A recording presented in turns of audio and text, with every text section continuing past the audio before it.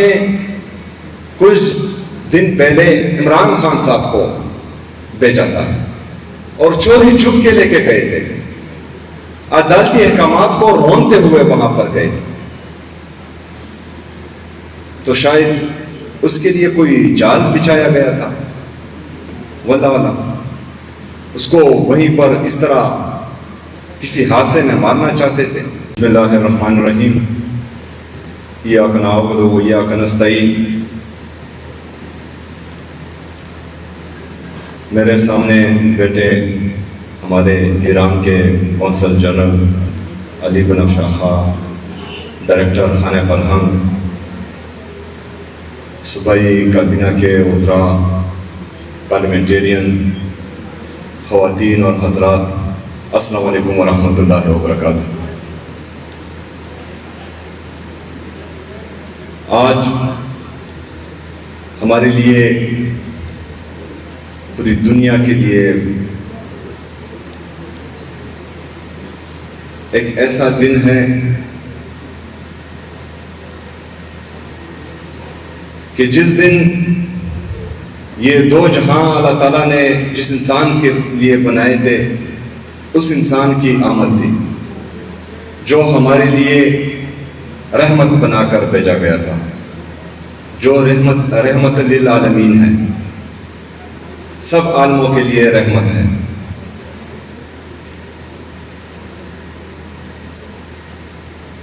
جیسا کہ آپ نے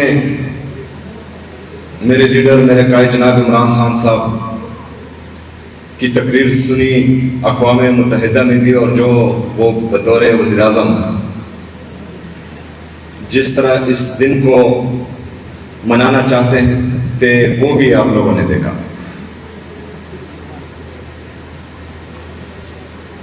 تمام دنیا کے انسانوں کے لیے حضرت محمد صلی اللہ علیہ وآلہ وسلم جو ہمارے آخری نبی ہیں، اور یہ ہمارا ایمان ہے کہ اس کے بعد کوئی نبی نہیں آئے گا، وہ خاتم النبیین ہیں، وہ ہمارے لیے رحمت للعالمین ہیں، اس کے لیے اس کے بعد کوئی نبی نہیں آئے گا، یہ ہمارا ایمان ہے۔ تو عمران خان صاحب کی تقریر، وہ کیوں پوری دنیا کو یہ بتانا چاہتے تھے کہ حضرت محمد صلی اللہ علیہ وآلہ وسلم کی شان میں جب گستاخی ہوتی ہے تو مسلم دنیا ریئیکٹ کرتی ہے۔ کیوں ریئیکٹ کرتی ہے؟ کیونکہ وہ ہمارے دلوں میں بستے ہیں۔ وہ صرف مسلمانوں کے لیے نہیں، پوری انسانیت کے لیے ان کی سیرت اسوہ حسنہ ہے، ان کی سیرت ہی میں کامیابی ہے۔ وہ جو پیغام لے کر اس دنیا میں آئے تھے، جو وہ دنیا کو بتانا چاہتے تھے، جو انہوں نے بتایا، اس میں ہی دنیا اور آخرت کی کامیابی ہے۔ اور مسلمان، تمام مسلمان عاشق رسول ہیں، ان کے دلوں میں بستا ہے حضرت محمد صلی اللہ علیہ وآلہ وسلم۔ اور جب آپ ان کی شان میں گستاخی کرتے ہیں تو ہمارے دل زخمی ہوتے ہیں، اور دلوں کا زخم وہ بدن کے زخم سے زیادہ خطرناک ہوتا ہے، اس لیے مسلم دنیا ریئیکٹ کرتی ہے۔ تو پوری دنیا میں صرف عمران خان صاحب ہی وہ واحد لیڈر ہیں جنہوں نے حضرت محمد صلی اللہ علیہ وآلہ وسلم کا مقدمہ کفار کے سامنے بہترین انداز میں رکھا، اور ان کا جو خواب تھا، یا جو وہ چاہتے تھے کہ ربیع الاول کا مہینہ خاص طور پر بہترین انداز میں منایا جائے، تو وہ پوری دنیا کو یہ دکھانا چاہتے تھے کہ ہم حضرت محمد صلی اللہ علیہ وآلہ وسلم کے پیروکار ہیں، وہ ہمارے نبی ہے، وہ ان کی سیرت ہی، ان کے الفاظ ہی، ان پر اللہ تعالیٰ نے جو کتاب نازل کی تھی قرآن مجید، وہی ہمارے لیے سب کچھ ہے، اور اس کے لیے ہم ہر حد تک جائیں گے، اور ان کی پیروی میں یا ان کو ماننے میں یہ ہماری دنیا اور آخرت کی کامیابی ہے۔ لیکن بدقسمتی سے ہمارے جو اسکولز، یونیورسٹیز اور کالجز ہیں، اس میں بھی اسی طرح کا درس نہیں دیا جاتا تھا جس طرح کے باقی سبجیکٹس کا دیا جاتا ہے۔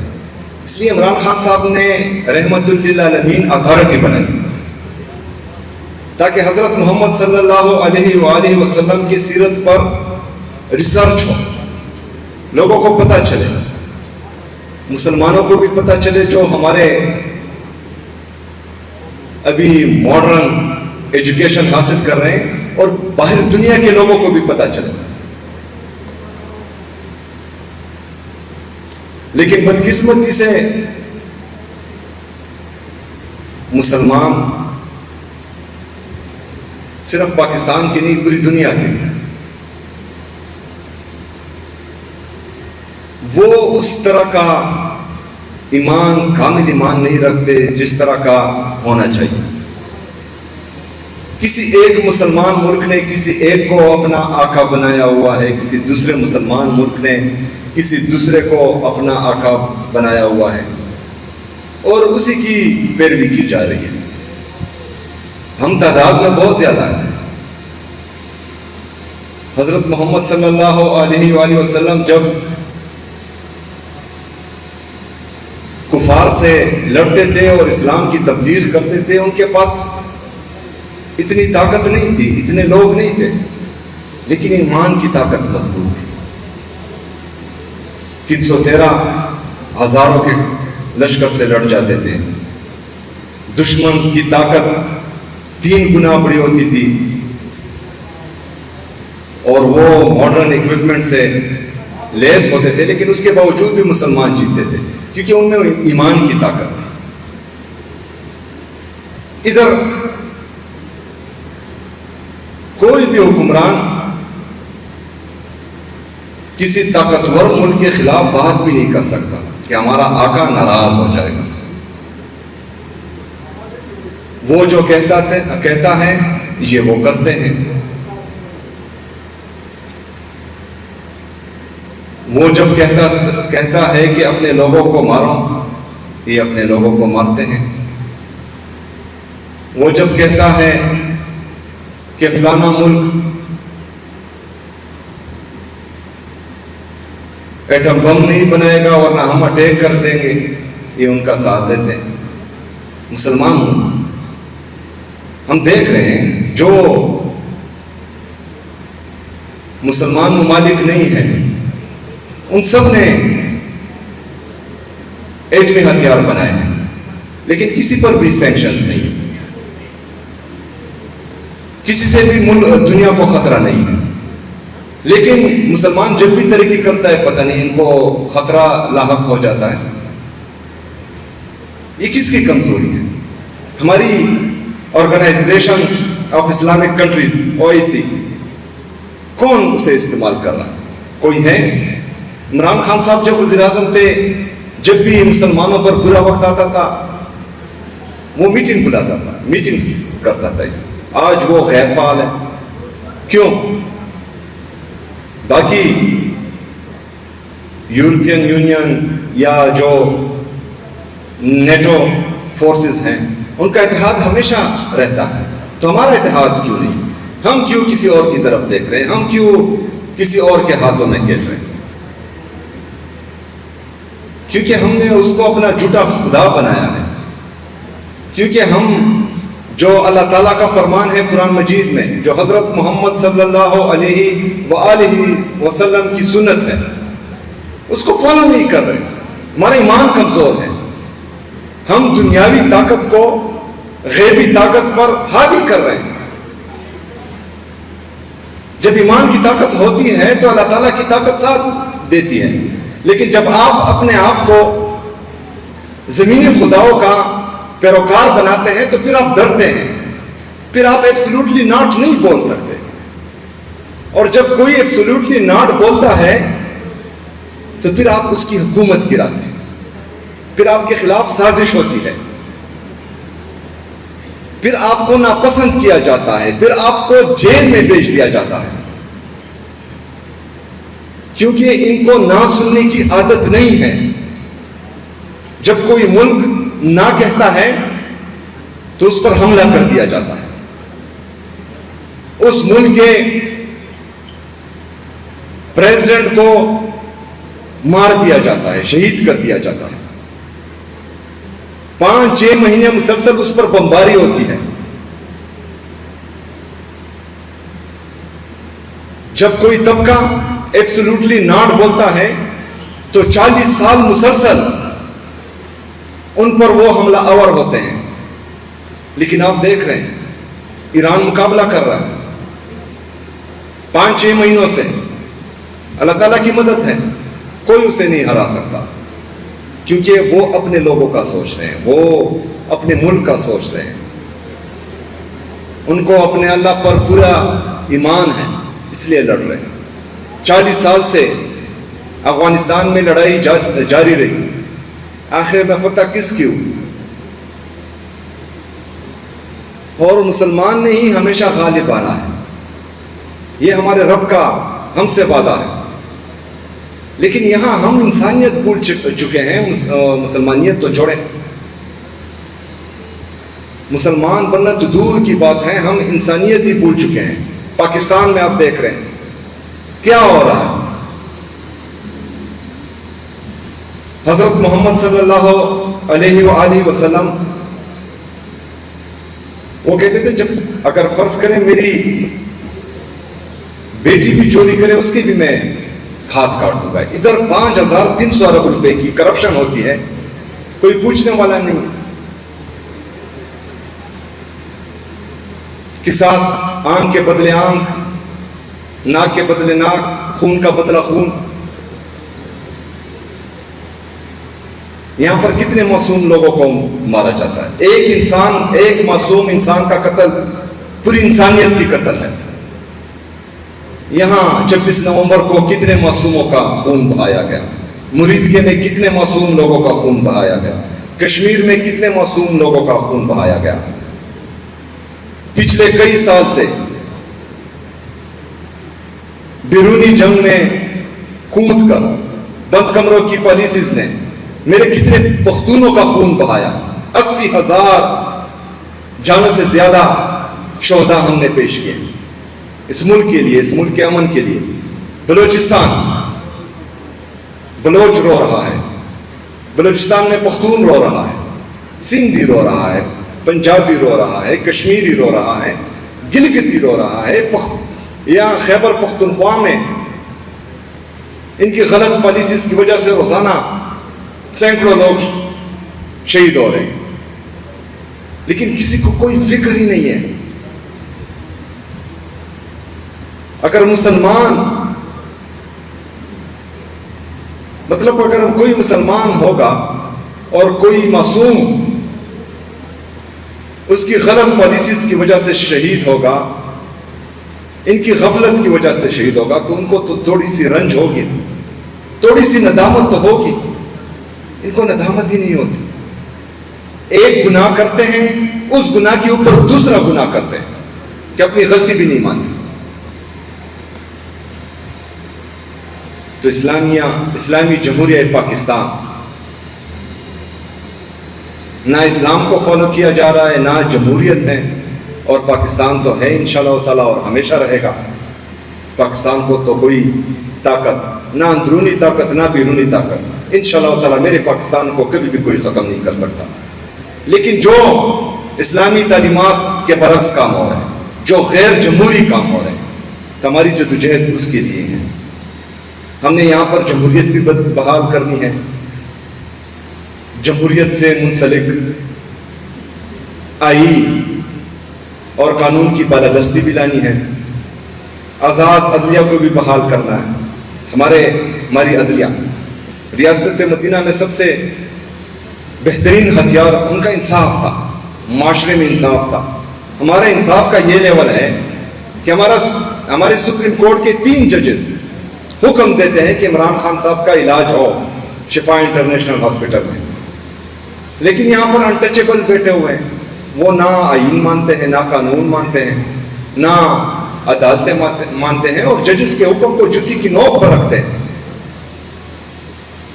تو ججز کو پھر گریبان میں سوچنا ہوگا، دیکھنا ہوگا، گریبان میں دیکھ کر سوچنا ہوگا کہ اس ملک کو کس طرف لے کر جا رہے ہیں۔ اگر آپ انصاف نہیں کر سکتے، آپ اپنے فیصلے امپلیمنٹ نہیں کر سکتے، آپ ڈرتے ہیں، آپ کی نظر میں اگر امیر کے لیے ایک قانون، غریب کے لیے ایک قانون، طاقتور کے لیے ایک قانون، کمزور کے لیے دوسرا قانون، یہ چلتا رہا تو عدالتوں کو تھالے لگا دو۔ کیوں قوم کا پیسہ تباہ و برباد کر رہے ہو فضول تنخواہوں میں، مراحتوں میں؟ تالے لگا کر بول دو جو آپ سے فیصلے کروا رہے ہیں کہ آؤ خود فیصلے کرو۔ پارلیمنٹ بول دے آؤ بیٹھو تم ہی سنبھالو، ان کے فیصلے سارے آپ نے کرنے۔ باقی ادارے وہ بھی بند ہونے چاہیے، ان کو کہہ دیں کہ آؤ سنبھالو۔ جب سب کچھ آپ نے ہی کرنا ہے، ہمارا یہاں کام کیا؟ کم سے کم قوم کا پیسہ تو بچ جائے گا۔ قوم تو اپنی خون پسینے کی کمائی ان فضول کاموں میں پھر نہیں دے گی، کیوں ٹیکس دیتی ہے؟ تو یہ ساری چیزیں، انصاف، بہترین اخلاق، انسانیت کی قدر، یہ سارا سیرت نبی میں ہے صلی اللہ علیہ وآلہ وسلم۔ یہی میرے اللہ کے آخری نبی حضرت محمد صلی اللہ علیہ وآلہ وسلم نے یہی درس ہمیں چھوڑا ہے، اور اس پر عمل کر کے ہی دنیا میں بھی کامیابی ہے اور آخرت میں بھی کامیابی ہے۔ ہم نے اس کو فالو کرنا ہے، ایمان کا جذبہ خود میں پیدا کرنا ہے، ایمان کی طاقت خود میں پیدا کرنا ہے۔ اللہ تعالیٰ نے فرمایا ہے کہ زندگی اور موت میرے پاس ہے، پوری دنیا مل کر بھی تمہیں موت نہیں دے سکتی اگر اللہ نہ چاہے، اور پوری دنیا کی طاقت بھی آپ کو بچا نہیں سکتی اگر اللہ تعالیٰ آپ سے زندگی لینا چاہے۔ تو پھر موت کا خوف کیوں؟ عزت اور ذلت میرے رب کے ساتھ ہے۔ اللہ تعالیٰ خود فرماتا ہے کہ عزت اور ذلت میرے ساتھ ہے۔ تو پوری دنیا کی طاقت مل کر بھی آپ کی عزت کم نہیں کر سکتی۔ کس سے ڈرتے ہو؟ کس چیز سے ڈرتے ہو؟ تیسرا، اللہ تعالیٰ نے فرمایا ہے کہ رزق میرے ساتھ ہے۔ تو جب عزت اور ذلت میرے رب کے ساتھ ہے، زندگی اور موت میرے رب کے ساتھ ہے، رزق میرے رب کے ساتھ ہے، تو طاقتور کے سامنے جھکنا کیوں؟ اگر کوئی ضلع میں طاقتور ہے کھڑے ہو جاؤ، صوبے میں طاقتور ہے ظالم ہے کھڑے ہو جاؤ اس کے خلاف، ملک میں طاقتور ہے ظالم ہے کھڑے ہو جاؤ اس کے خلاف، پوری دنیا میں اگر کوئی اپنے آپ کو طاقتور اور ظالم سمجھتا ہے کھڑے ہو جاؤ اس کے خلاف۔ اللہ تعالیٰ کی مدد تمہارے ساتھ ہوگی۔ ایمان کا جذبہ خود میں پیدا کرو۔ ہم نے انشاءاللہ تعالیٰ فیصلہ کیا ہے کہ کوئی بھی جبر کا قانون پاکستان میں نہیں چلے گا، کوئی بھی ظلم کا قانون پاکستان میں نہیں چلے گا۔ یہ سب سے پہلے ہمارا دین اسلام ہمیں سکھاتا ہے، اور پھر پاکستان کا آئین۔ تو جو بھی اسلام کے مطابق ہوگا، جو بھی آئین پاکستان کے مطابق ہوگا، انشاءاللہ تعالیٰ وہ ہر حربہ ہم استعمال کریں گے، اور ظالم کو، جابر کو قانون کے کٹہرے میں لا کر اس کے ساتھ انصاف کریں گے انشاءاللہ تعالیٰ۔ یہ عوامی طاقت سے ہوگا۔